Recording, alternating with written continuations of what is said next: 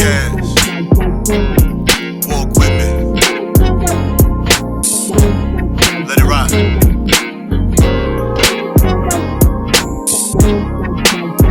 That's right.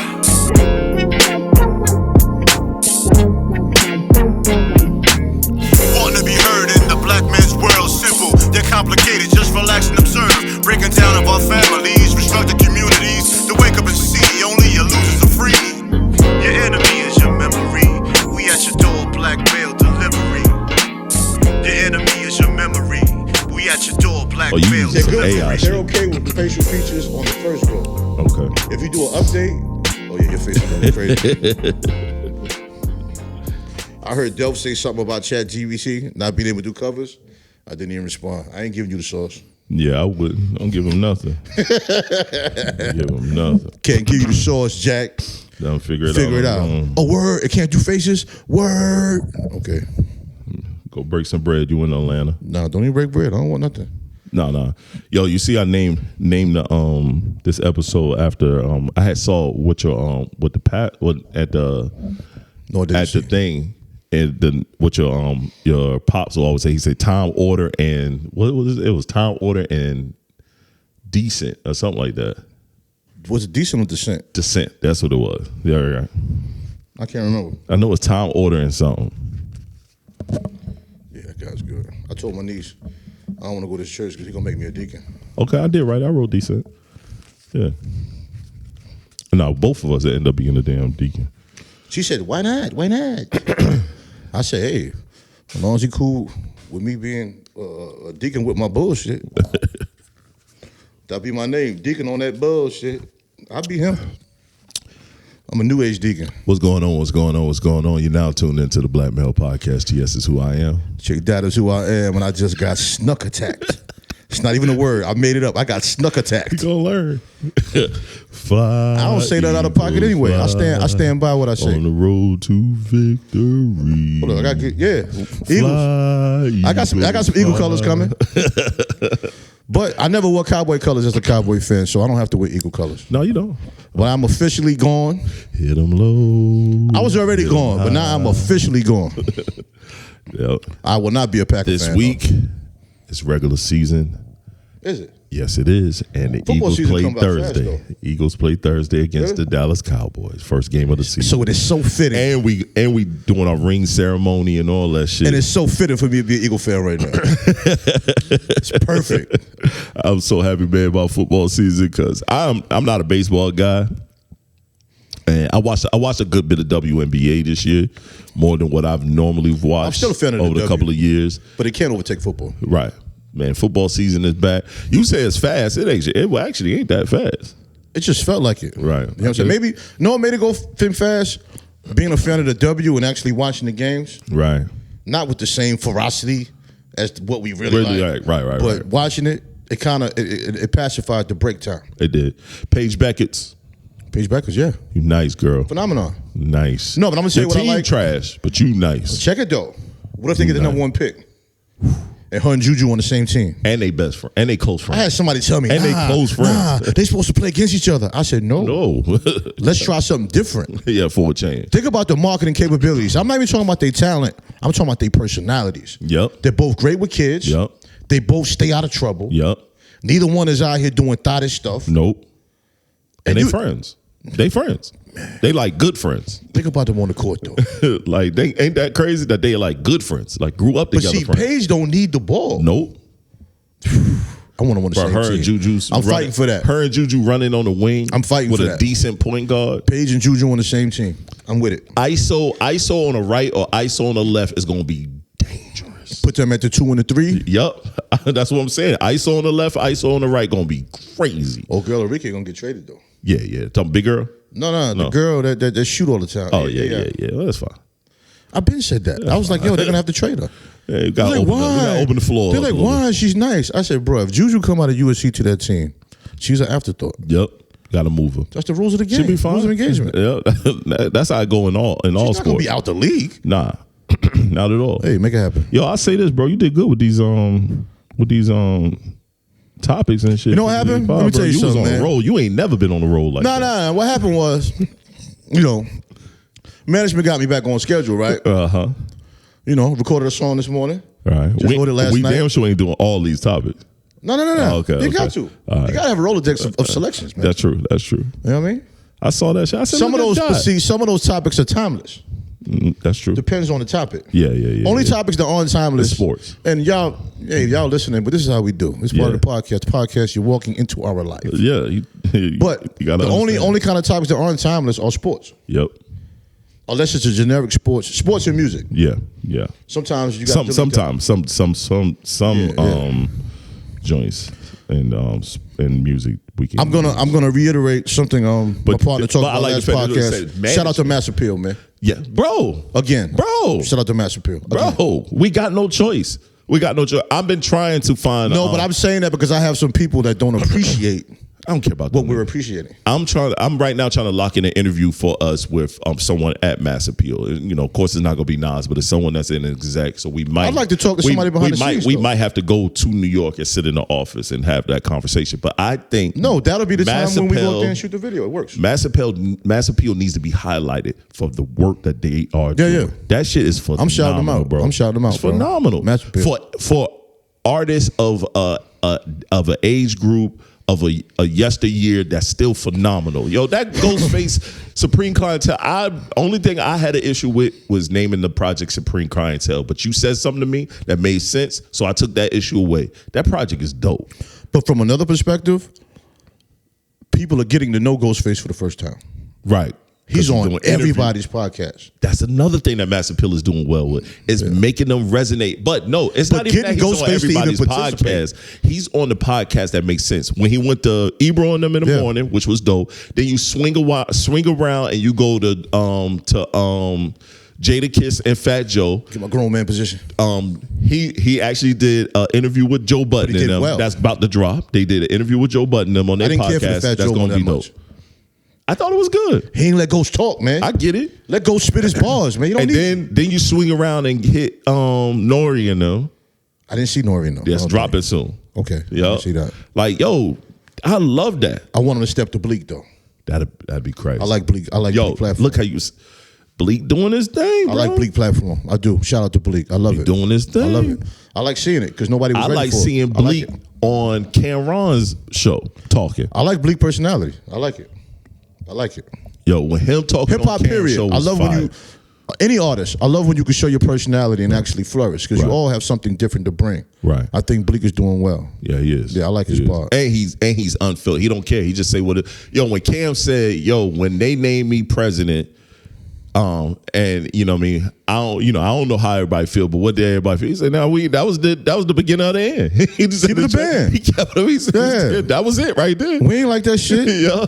I was like, okay. Not even mad at you, nigga. We ain't like that shit, though. And that's what he said. He said it wasn't about you. He was like, just Dame doing too much. Yeah, and I was like we had it. We supposed to have been a dynasty. Yo, I love for real. That shit, in life, you should have been a dynasty. Look at the roster they had. They had the best roster. They B-list was crazy. Yes. They had the best roster in hip hop.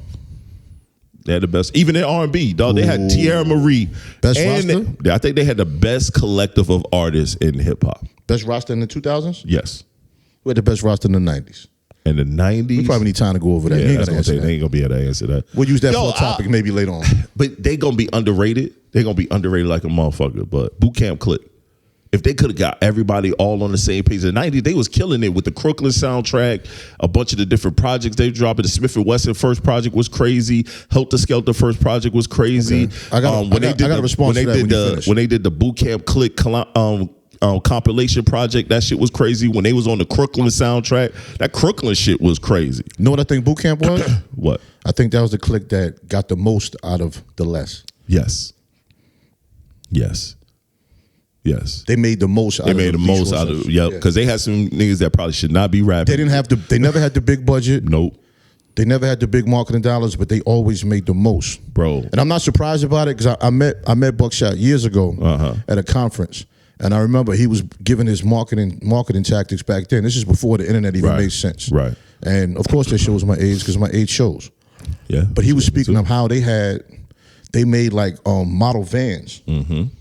That they were pushing with their product, and they had everything. And he was talking about the different merch and different levels and all of that. Boot Camp from the from the grassroots with Nervous Records always had their mind on promo materials. Buck and Drew High always had that before other artists was even talking about that shit. Probably got laughed at for it. Nah, they was the best with the with the street team stuff. Their street team shit was crazy. I remember seeing them in Atlanta with their street team was crazy. Once again, I'm showing my age as well. Guerrilla marketing. They guerrilla marketing. The best at guerrilla marketing. In Miami, they had some fire marketing. That's when I was really like, I don't think nobody was better. In the labels moving around. And they were doing that shit in the early 2000s like crazy. Yeah, but who was better? Nah, I don't think. You might know somebody on that level, but I don't think you can name nobody better at marketing and taking something from the grassroots. They are the definition of the value of putting together a team. Yeah. Dog, that LaFleur. Because that tag team of Buckshot and Drew High leading the force, and they still together. They all still around together. Drew High and Buckshot still. Why wouldn't you be? Yeah. The team is dominant, man. I agree. Then we went off on a hip hop random chat. It was necessary. That was necessary. I think so. Yeah, I agree. Let's jump right into the sports, man. Let's talk about some sports, man. What NBA player do you predict to be great that ended up a bust? And what player did others assume to be great that you predicted to be a bust and was a bust? When I read that question, it was a fully loaded question because I try not to predict players to be a bust, but I'm gonna be honest. I knew Zion was not gonna be what everybody thought he was gonna be. And, I think we agreed on that. And I always try to shoot the young brother some bail, one, because he's from South Carolina, and I try to always give love to anybody from South Carolina. Comments going to attack you. And then I don't care. Because they don't listen to no, they don't. The answer. No, but we know what he can be, his ceiling. Doesn't matter. And what he is right now is not the same. 40, 50 games a season, you're a bust. Yep. You're a bust.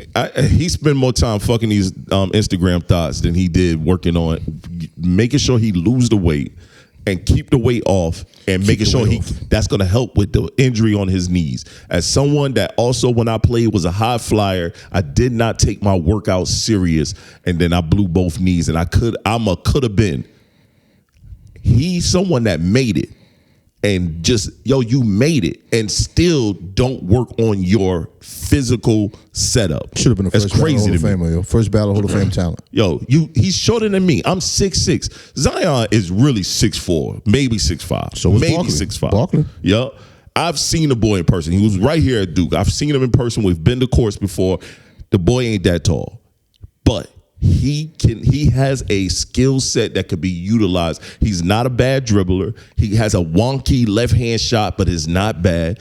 If he goes to the cup, he got heart, he got everything. But his skill set is not living up to his body and his mental. His mental is bad. So for me, it was Zion in today's time. I'm thinking Zion. Okay. Yeah, today's time. That's when it comes to, breaking down. But a player that I thought was going to be a bust and not a bust, I can't think of any. I'll give you a name out of Duke. Lottery pick, Jahlil Okafor. Oh shit, I forgot about you. I told my son, damn, bro. I said he's going to be nothing, and he asked me why. I said on my GM cap, he has a low release point. Yeah, he does. He's going to get his shot blocked all the time in the paint, right? And at the time, my son was just listening. He didn't really say nothing. But when he went pro, it was a problem. He couldn't get his shot off. He definitely couldn't Low get his release shot point, and he had no perimeter game. So all he had was post moves, but he couldn't get his shot off. Now he's overseas somewhere, and now he's developed a three. He's developed a handle, but I don't know if anybody cares anymore because I think he's at least in his 30s. Yeah, he's up there now. Yeah, so I predicted that. Not that I predicted him to fail, but I knew if he couldn't do something about his low release point and at least get a perimeter game to throw the defense off, he was going to fail. And he did. You know what I'm saying? And he did. Yeah, you're right. How long he played in the league? He was in the league at least 5 years, but he just wasn't successful because he's only 6'9". Because in Duke he went to work. Well, he can get away with it in college. Yep, college versus a pro. But against teams with legitimate big men, he was getting his shot blocked a lot in the paint. People don't realize college ball is team ball. All that step back, dribble, step back. You can't do that in college. NBA, you got to work on you. Because we could talk shit about any other players on the bench. Yeah, niggas is nice. I'm gonna give you. Nice. I'm gonna give you an NBA name for anyone that watches the show that's younger than us. Harold Miner. Yep. He didn't have a perimeter game, and I knew that. I didn't think it would have mattered. Right. I really thought he had enough mid-range to at least be a 18-point-a-game scorer because of his ability to just be dominant in transition. Right. His athleticism was so superior, I thought he would overcome those. But now, he's hard to find. Even when you Google him, you don't see him speaking. No. He never speaks about what happened in the league and how he didn't really perform and didn't make it. But he's somebody I really thought would have went somewhere. I don't think it was a Michael Beasley situation. I know that's a common name to use, Michael Beasley, but I say Harold Miner. I get it. I say Harold Miner. Was Michael Beaslly a bust? Or was he a product of his environment, of the people he had around? I think Michael Beasley was a product of himself. Right. I'm going to say environment, the people around him. When he broke down how everybody was stealing from him. I hear you. The worst environment of Michael Beasley. His people, and then his accountant. I agree with all of that. But the worst environment of Michael Beasley is his own brain. I agree. And I'm probably just being over analytical. Now, I'm not disagreeing with him. That's not what I'm doing. But I'm saying because if you listen to him, yeah, that brain is highly functional. Yes. Because he breaks down a lot of information. The problem is he probably very eloquently. He probably overthinks. He overthinks everything except basketball. Yes. Boy, phenomenal player. You know what I'm saying? So, and one more name in basketball. One more name in basketball. One more name in basketball. I got to throw out there. Anybody that was a fan of the Big East back in the days. Victor Page. Oh, shit. Ruined his own career because he wouldn't let go of that street shit. Yep, I remember Victor Page. Backcourt with Allen Iverson. Yep. Victor Page should have been an all-star, perennial all-star. Left-handed, bucket, bounce. You know who else is about to be out the league if they don't come this year? A different person? Let me hear it. Ja Morant. I don't know about that. Out the league? You think they're going to make an example out of him like O.J. Mayo? I think they're going to try to make an example out of him. This would be extreme. It's O.J. Mayo never made it to the All-Star level, so people forgot. But think about all the stuff that was handed to Ja. He has one of the hottest selling shoes right now. The shoes look fire. Some of the hottest selling shoes. Look what's been handed to him. And that team is crumbling as we speak. They're getting rid of everybody. People are gone. Coaches gone. Other players are gone. They handed him the keys. And what he do? Yes, what he's doing is minuscule. Gun showing that little rusty ass pistol. But you in Memphis. One of the highest major though. One of the highest crime rate, bro. You know how the NBA is, bro. The NBA will make an example out of you. They will make an example out of you, bro. What's old boy that, and I'm going far back, who was with the Bulls, who wore the dashiki and shit to the White House, who wouldn't back in the day would not stand for the national anthem, who just stand there and prayed. Mahmoud. Bro, look what happened in his career. He was someone that was dead nice. And we going that far. We can even go, He wasn't an all-star though. He didn't have his own shoe. He could have been. No, I'm not saying he didn't have the talent, but and in that era, a lot of people didn't have their own shoes. And you know that. That wasn't what it is today. Okay, I'm just giving the on-paper argument. I get you. The on-paper argument would be that, and he wasn't the franchise player on his team. Right. Now, talent-wise, he was Steph before Steph. Yes. Without the excessive three-pointers. Right. And not because he couldn't shoot and he them, dropped them. That wasn't part of the game. Now, if that was part of the game, today's game, I think he would be. And you remember he was a 3-point contest winner multiple times, multiple years. They just didn't shoot those shots back then. Knocked down. Okay, Mahmoud. He definitely got blackballed out the league. Got blackballed. We can go. Amazing story too. They got a great documentary on him. Yes, but go ahead. Sure, we can go in. We can almost go in this era. Well, not probably this particular era. Early 2000s, maybe. I'm trying to think. I got his face. Picture his face, but it's just hard. That bus word. That bus word is something hard.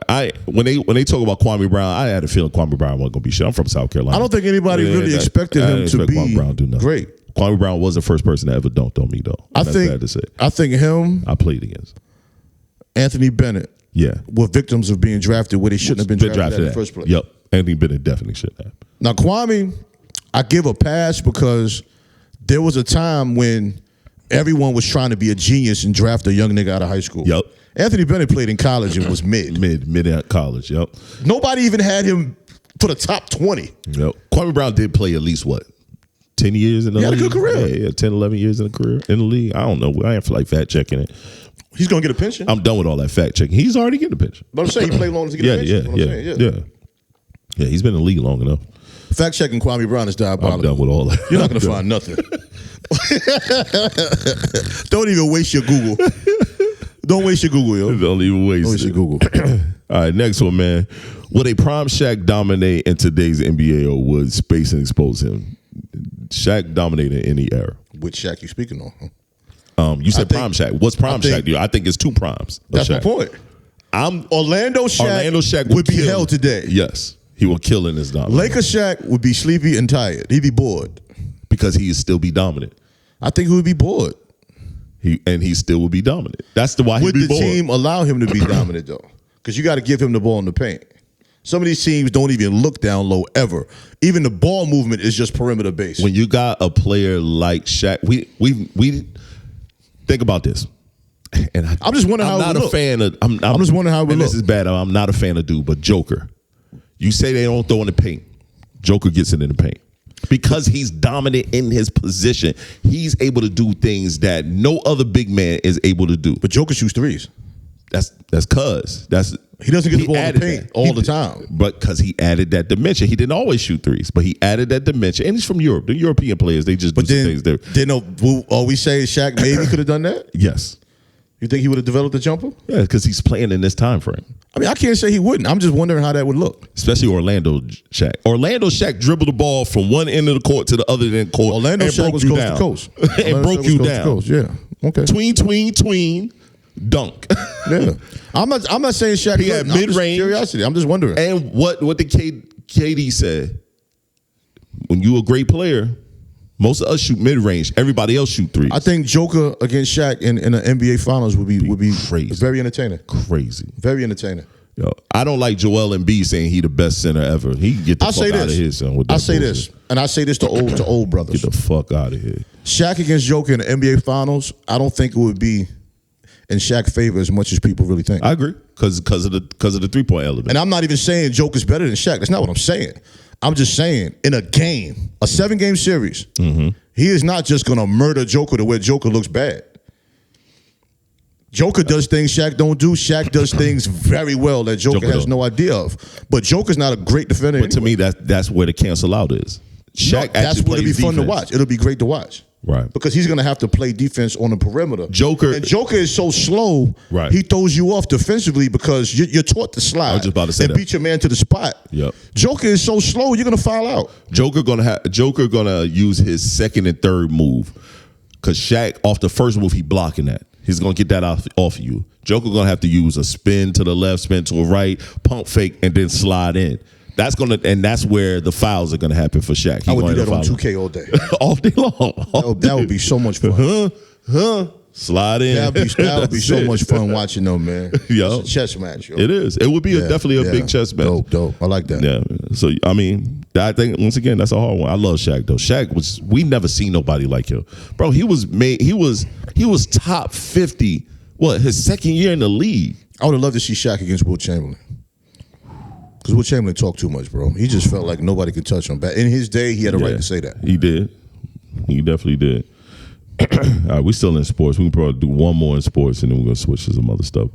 Which player is the most disrespected legend? Yeah, I'm glad we're doing this. T-Mac, Vince Carter, or Grant Hill? The most disrespected legend right now, I believe, to me, is Vince Carter.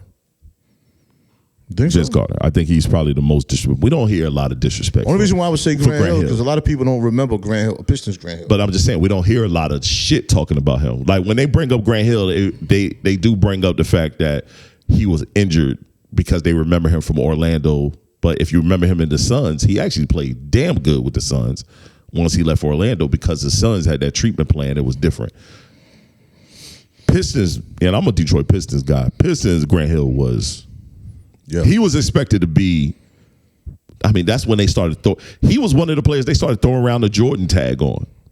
If you remember, it was like, oh, he's the Jordan of, you know what I mean? They started throwing that Jordan tag like they do for everybody now. He was one of the first, if not the first player that threw the Jordan tag. And every time he played the Bulls, he gave Scottie Pippen fits. But the fact that he reinvented himself is crazy.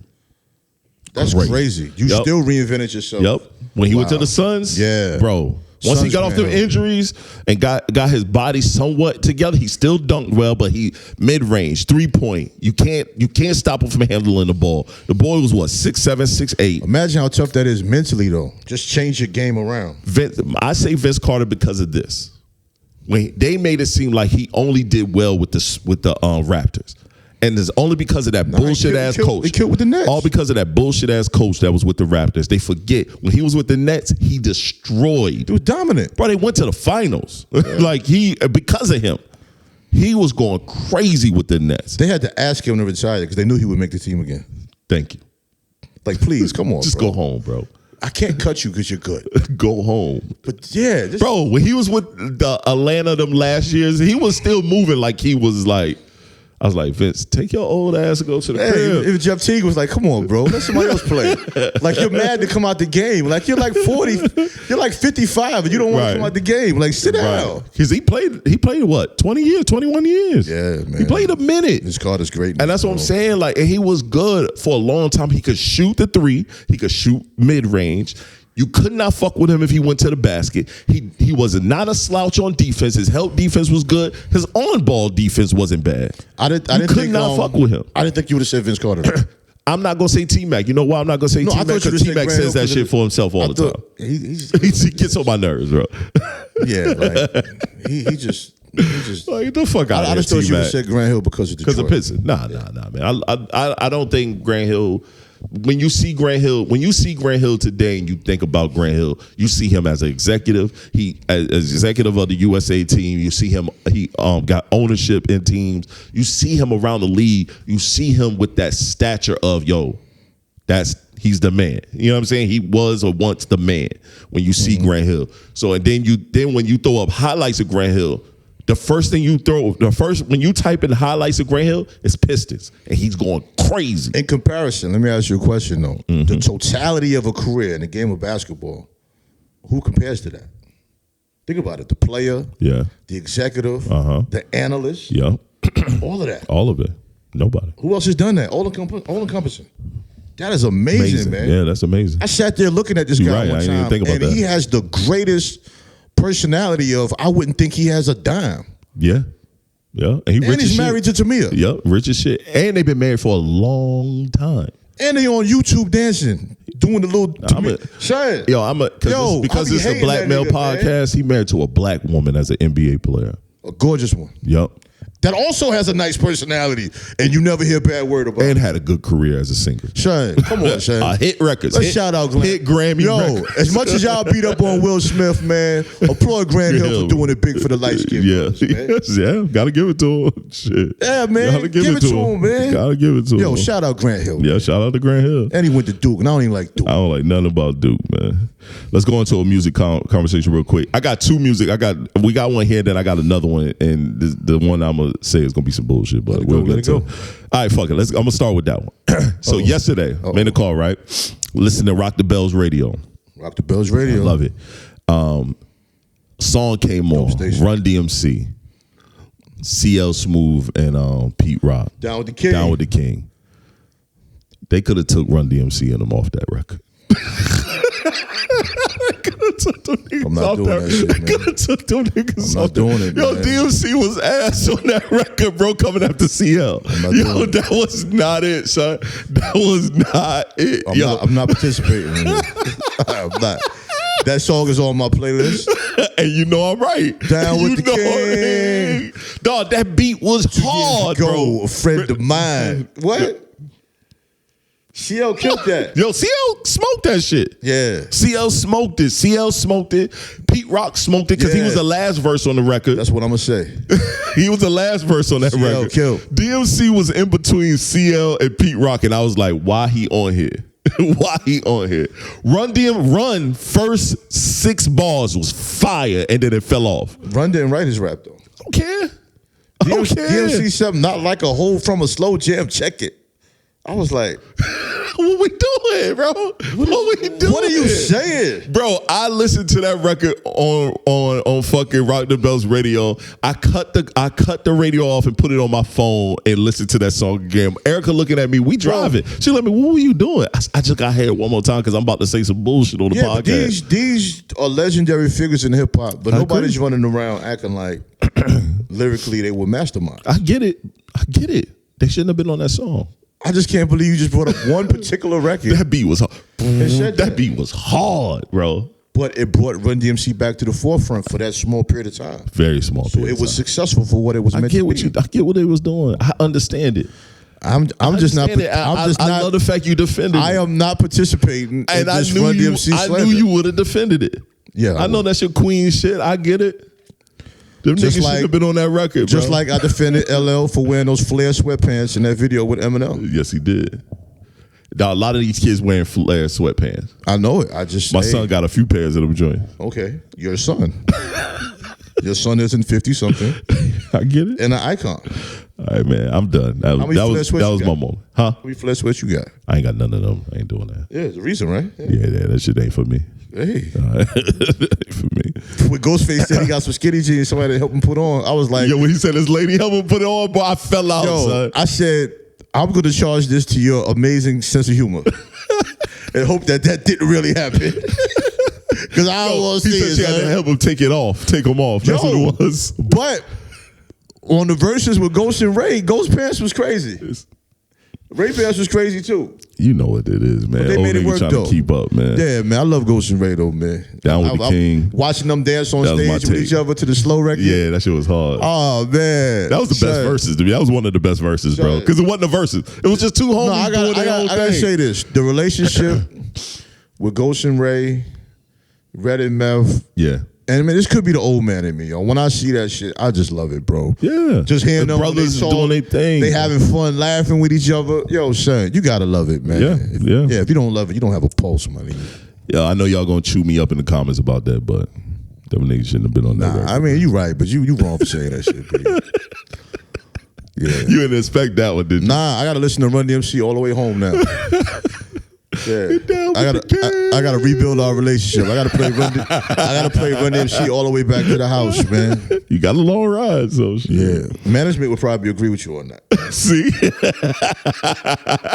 you make sure you tell her. She a cruel hip hop. You make sure you tell her. She is you cruel. Tell management. Tell her what I said. I think she would be like, yeah. All right, yo. Is today's music more disposable or just more? Bro, come on, fam. When I saw this comment, I'm like, come on, we know what it is. And I'm about to be the old nigga. This is disposable rap right now. This is disposable. Are we talking about music in totality, rap, R&B, all that? Or we just talking about hip hop? See, we have a podcast. Okay. You can't assume people understand the things that we speak of. Okay, That's the point of having the podcast, so we can share our knowledge, our understandings, and our experiences. Okay, look at you. So you want to be like, everybody knows that shit. So no, the fuck they don't. It's a question. Are we talking about all music, hip hop, R&B, pop, all that shit? You know what's funny about music now? No, we're talking about black music. Okay, all right. I think all black music is the same at this point. When it comes to that kind of a topic. Right. Because R&B people are probably just as upset as hip hop fans. Yeah. Because ballads, like they're not. There's not a lot of ballads anymore. They don't do that no more. So a true fan of R&B, they want to hear a good ballad. Yeah. Duets. Nah, not a lot of them. You see what I'm saying? No, I thought about it when I introduced that question. Not a lot of them. I miss duets. Yeah, duets used to be fire. I even put that online recently. I said I miss a female male R&B record. That's dead. Female R&B groups. Dead. See what I'm saying? All of that. You know what I'm saying? Costs so much money to keep the niggas together. A lot of times it's manufactured anyway. Well, sometimes the people want to know why is that. Yeah. Damn. Right now, the best R&B I think. So what's the problem? That's the question for the people. Now that we encapsulating everything. Get your dictionaries, encapsulate it. We give you a word every episode. Follow me. Now I'm not now after you broke everything down, I'm gonna just say it's more accessible and not disposable. Okay. And it's more accessible. It's a lot. It's a lot sad out because there. a classic record will get lost within that accessibility. Yes, it will. You got Classic artists project can get lost because when you come to R&B, I probably listen to a ton of R&B. I probably listen to more R&B than I listen to hip hop at this moment because there's not a lot of hip hop that I like to listen to at this moment. Even though there's quite a few projects that dropped, R&B is still shaking and baking. If you listen to, like, you got the Sir, his projects, all his projects and singles be fire. Lucky Days, he's fire. Talented. Yeah. Tiana Taylor, fire. Her, fire. It's quite a few. I can name so many. It's so many artists. Even when you look at I look at my Tiana Taylor's dope. Yo, her album is crazy to me. I think she's dope. I think she has a certain vibe. It's one young lady that I think she's under Snoop right now, but I spoke to her to you a while ago, and she finally dropped her project under Death Row, Jane Hancock. That project she got under Death Row is phenomenal. But I've listened to all her shit prior to. Come on, man. You want to talk about R&B? Don't talk about October London. I don't like October London. I'm gonna keep it a buck. I'm not a fan. What is your problem? I'm sorry. I'm not a fan. Oh, yeah. Is he good? He good. He good. He good. Can he sing? He can sing. He can sing. He can sing very well. You're not invited to the cookout. That shit is only that shit is all what's the old artist back in the day? He had one project dedicated to Marvin Gaye. Everything he sings sound like Marvin Gaye. Everything I hear from him, it sounds like Marvin Gaye. I want to hear October London. I don't. And for me, because I listen to so much music, I want to hear the artists. I want to hear them, especially in R&B. You want to, like, when you listen to Jane Hancock. I'm saying her. I know people that have seen October London live. Man. I've seen them live too. I'm not saying it's not bad. It's cool, but that shit is somebody else. I don't know. I'm not a fan. Just me. But when you come to hip hop, I was about to call management on you, saying hip hop is making a change.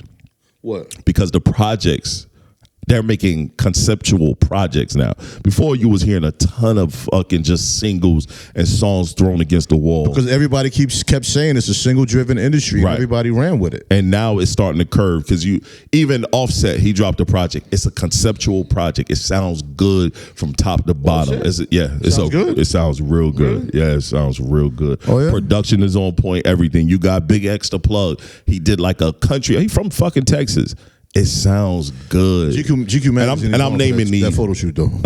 That's what he do, bro. He take his shirt off. No, but GQ magazine wrong for that shit, bro. Cut it out. They wrong for that. You know what I mean? When you get, and then we just bigged up. When we go to artists of yesteryear, we just bigged up Mass Appeal for what they did with Supreme Clientele. What they did with Ray's project, like stuff like that. So it's records, it's projects out there where it's like, okay, it's starting to be a shift in what they're doing when it comes to conceptual projects where the music is like it's all put together. It's a well put together project. So I'd say it's just accessibility. It's just so much access to music that you just fall out of. Like, damn, that's kind of dope. That's okay. All right, that's not bad.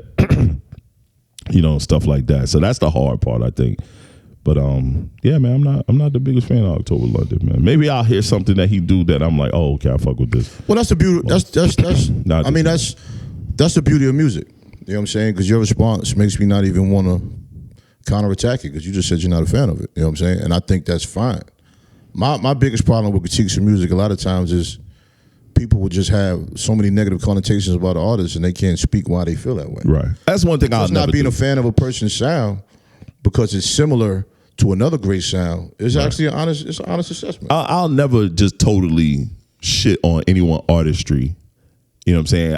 I just personally just won't talk about it. But that kills the conversation though. That's why I think so too. I hate that because it's like if I say I don't like something, I can tell you why I don't like it. Right. Maybe I'm misinformed and need to listen deeper within the catalog. That could be a possibility. That could be a possibility. That could be a possibility for me. Then I might say, yo, let me see then, because you like this guy for some reason. I got to see what you're talking about. No, I've been listening to Jane Hancock when the pandemic kicked in. I was first introduced to her. I'm familiar with her. And I've been playing her for a very long time. I was doing my radio show. I was playing her music. Her and I would talk via Instagram. She would like different things. She know I'm a supporter. And then when she signed with Snoop, I was one of the ones that sent her a message like, yo, you like the great job. Scientist girl? I don't like her singing.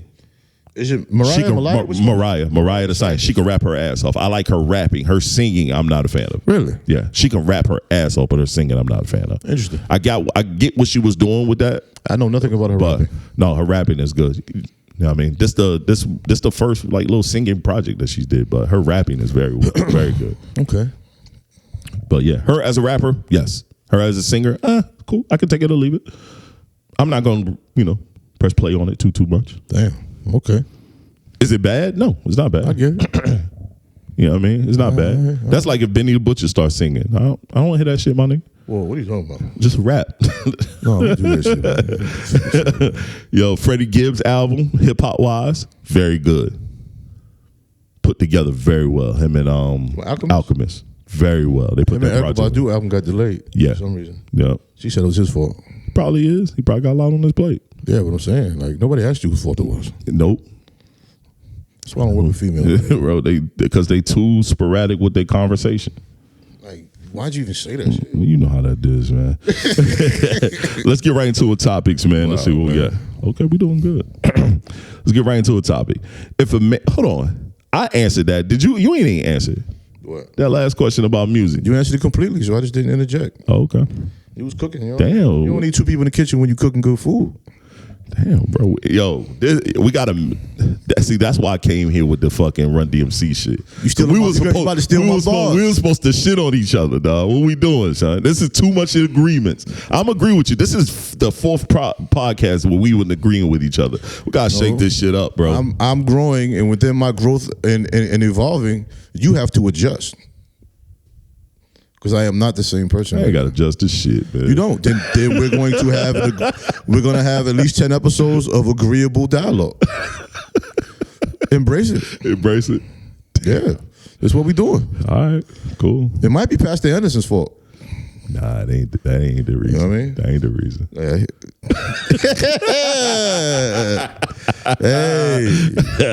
Salute to the gods in the earth. Hey, man. Sometimes the screensaver tells all.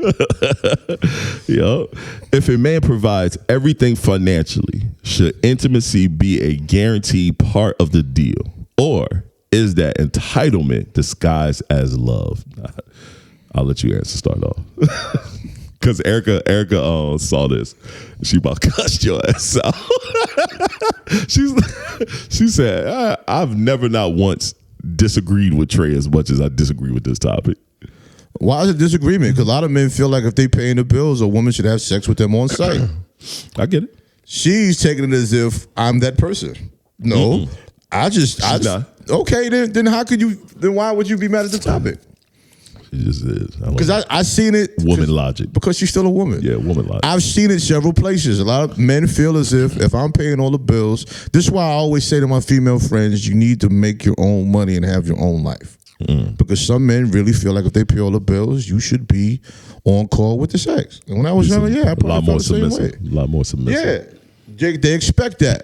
But on another note, if you're really in tune with your lady, you're getting that anyway. Right. That was my thing. You know what I'm saying? I mean, within reason, women have health problems, things that whatever. Right. So, but that's from my perspective. I don't want to have sex every day. I don't either. But from my mature perspective, nobody really does. And some men might kill me on this. For a lot of men, it's more of the dominance and receiving that submission more so than the act of sex itself. Right. You know what I'm saying? Now, the way I want to have it, I don't need to have it. I don't need to have that every day. Yep, same thing. You know what I'm saying? It's more passion involved in it. Right. It's more intimacy involved in it. And yes, I'm speaking from my perspective, but I'm the one saying it. I agree with that. You know what I'm saying? So that question is deeper than what the question actually is. Right. Now, some men would rather have a woman that doesn't work and make her own money so they can get that submissive environment and have a level of deviance some might label it as. Right. But some women are cool with that environment as well. I always feel like this. And as adults, you have a choice to do what you want to do. You know what I'm saying? This is our show. We're saying what we feel about it. I agree with that. I think also this, when you make a woman comfortable within herself, comfortable within the environment that you live in, that you're cultivating, that you're building, that you're working together, she's going to automatically be overly submissive. Everybody doesn't want that. Women are way more sexual than we are as men. They would be happy to be comfortable to give that shit to you if you're making the environment that they are in comfortable, and it's not always financial. It's just a level of peace. I look at myself. Listen to what you said. Everybody's not going to understand that. You don't have to pay all of the bills to give her that comfort. Nope, you don't. You know what I'm saying? And that's what I'm saying. A woman can have way more money than you and still have that level of comfort. Yep. But you have to be comfortable in your skin as a man. No, exactly. And I say, even in my case, in my point, I pay the bigger bills. My wife still pays something. She still pays some bills. My wife is a pervert. She just is. I call her perv all the time. Ooh. She's way more nasty, way more sexual than I am a lot of times, and that's funny. And that's funny to me. Like, it's weird because she wasn't like that at the beginning. But you know what? She is so comfortable within herself and so comfortable within our relationship and what we have going on. If I look like I need some, she's already ready. But don't you think a lot of women are late bloomers? That's why they I think, but for some of us, we get burnt out young. Yeah, I think a lot of them get older. Like, now you want to do all this shit, right? I would say yes, some are late bloomers, but I will also say some have never received a full encompassing man where we are emotionally intelligent. We also, when we have sex with them, we understand that we want to make sure that they receive comfort and a level of intimacy as well. They don't. A lot of times, niggas are just, I'm just gonna beat it up. You know, when we was young, we just gonna beat it up. That shit ain't fun, bro. And it was trash. Yeah, and it was trash. When you have a level of comfort where you making sure you please that woman and you giving her body is feeling good. Oh my God, her body is feeling good. She's in tune. When you tweak them in a way, they open the floodgates. The doors are wide open, and now you're like, oh shit, okay. And that's a different. They willing to do whatever and whenever, however you want to do it. You know what I mean? Like, I watched this video online with a young man. The girl was like, they driving in a car. She said, move your hand. Let me suck your dick while we driving.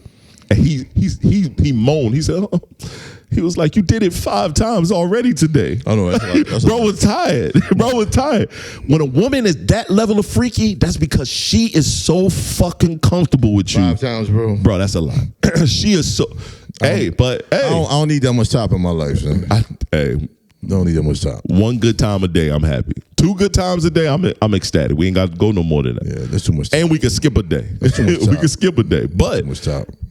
But think about it. She is so comfortable. He making her feel so comfortable, so unwind that she is willing to, I ain't got to receive nothing from this. I get the pleasure of doing this to you. That pleases me just as much as it pleasing you. Yeah. That's when you know shorty's off the chain. When she get off from topping you off, she's a winner chicken dinner.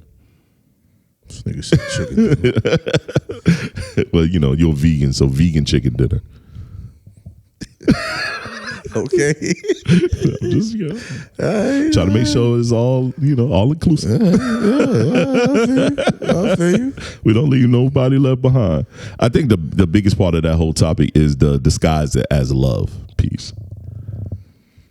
I think that's the part that's like probably the throw off, because I don't know if it's disguised as love. It just, well, within questions, you can't always insert yourself within the question in order to answer the question. That's true. See, that becomes the problem within dialogue. But I think if you're inserting self, right, then your perspective comes out. But that has nothing to do with the totality of the question. I get it. You are correct. But I think we do ourselves a disservice by not inserting ourselves, because that's all we know. You can insert yourself without acting like you're the totality of the answer. Okay, there we go. All right. You yourself are not the definitive answer, nor am I. Right. Because how we see it isn't the same way we saw it 30 years ago either. Oh, yeah. I mean, that's shit. Maybe 10 years ago. I was just about to say 10 years ago. Okay. I'll try to give it a couple decades. Nah, I get you. All right, then. So what's the line between supporting your partner and losing yourself? Is there a line? That balance is major, bro. That's different, bro. You know, even as different. my recent situation, I lost that balance because I lost myself within trying to keep my parents comfortable. Right. You know what I'm saying? And I was able to, rediscover myself with the assistance. Right. Of my surroundings that actually didn't see it either. Right. But they noticed it at around the time I noticed it. And it can easily happen. You know what I'm saying? It can easily happen. And sometimes you don't even realize it. And like even if you're married, your wife can be losing herself for you and the kids. Yeah, yeah. You know what I'm saying? Yeah. Not even knowing that she's doing that. Yeah. Some people, it's an obsession. Like I've met women in my life that are obsessed with helping people. Yeah. To where they can't even accept being helped. But they're a very deprived person with a battered soul that they have to feed themselves by helping people. Right. Which isn't healthy. Not at all. You know what I'm saying? They get strength by helping people. So they're always looking for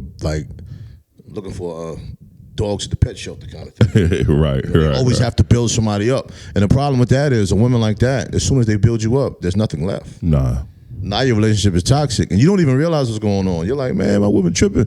Yeah, because she just has to build up somebody. And there's probably some men like that too. You see them, every woman they deal with is a fixer-upper. They always have to build people up.